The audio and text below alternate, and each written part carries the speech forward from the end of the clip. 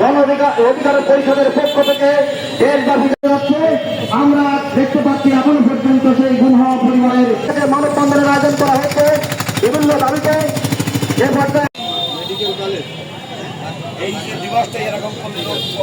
অধিকারের সাতক্ষীরার human defender সভাপতির দায়িত্ব পালনের উদাত্ত আহ্বান জানাচ্ছি। অ্যাডভোকেট এবং জাতীয়তাবাদী আইনজীবী ফোরামের বন্ধনের আমার বন্ধুবান আইনের সেবা উপস্থিত আছেন আমার আর একটি জনপ্রিয় ভাই এবং পরিবারের সকল সদস্য বন্ধুরা, আমি একটি কথা আপনাদেরকে চলে গেছি। আমার চিন্তা চেতনায় করেন এই ফেসিবাদ শেখ হাসিনার সরকারের কারণে এই আব্দুর রব এবং হাবিবুর রহমান হবে তারাই কিন্তু বলতে পারে তারা কত আত্মনাথ তাদেরকে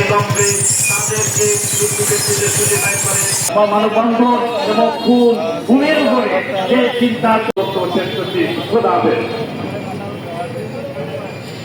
থানায় নিয়ে আসা হয় এবং থানার লোকাপ থেকে তাকে বিরোধী বেঁচে থাকেন, অবিলম্বে তাকে খুঁজে বের করা। আবু সেলিম, ঢাকা। আমরা একটি বিষয় জানাতে চাই, যদি এই গুম হওয়া ব্যক্তিদেরকে আইনে আজকের পথসভার গুমের শিকার যে সব ব্যক্তি ফেরত আসেননি, তাদের ভাগ্যে কি জুড়েছে, কি ঘটেছে তা জনগণকে জানাতে হবে।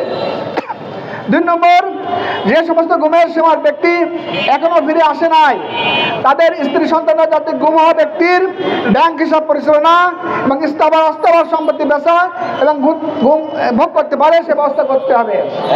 আমার সন্তান আমার প্রেশার মেপে বলে যে আব্বু এই ওষুধটা নাই, আমি 20 থেকে 25 মিনিটের মধ্যে আমি এই ওষুধটা নিয়ে আসতেছি বলে বাসার থেকে একটা সাইকেল যোগে সাতক্ষীরার উদ্দেশ্যে রওনা হয়। নিউ মার্কেট চত্বরে আসলে এসআই হিমেম তাকে গ্রেফতার করে। একমাত্র পুত্র সাতক্ষীরা সদর উপজেলা যুব দলের সম্মানিত সহসভাপতি, সাতক্ষীরা সদর উপজেলার আলিপুর ইউনিয়ন যুব দলের সাধারণ সম্পাদক আবু সেলিমকে ওই স্বৈরাচার ফ্যাসিস্ট খুনি হাসিনা সরকার কর্তৃক 29 মে 2011 সালে তাকে গুম করা হয়।